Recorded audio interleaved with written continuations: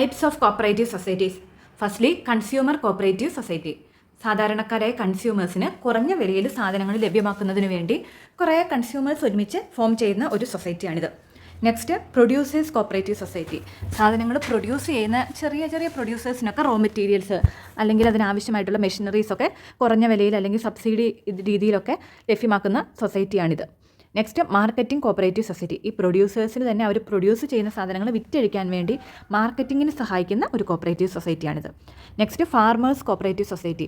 ഫാർമേഴ്സിന് വിത്തിന് വളത്തിനൊക്കെയുള്ള സബ്സിഡി കൊടുക്കുകയോ അല്ലെങ്കിൽ ഫാർമേഴ്സ് പ്രൊഡ്യൂസ് ചെയ്യുന്ന അഗ്രികൾച്ചറൽ പ്രൊഡ്യൂസ് സാധാരണ കൺസ്യൂമേഴ്സിലോട്ട് എത്തിക്കാനൊക്കെ വേണ്ടിയുള്ള ഒരു സൊസൈറ്റിയാണിത്. Next credit cooperative society. സാധാരണക്കാർക്ക് എളുപ്പത്തിൽ കുറഞ്ഞ പലിശയോടുകൂടി ലോൺ ലഭ്യമാക്കുന്ന സൊസൈറ്റിയാണ്.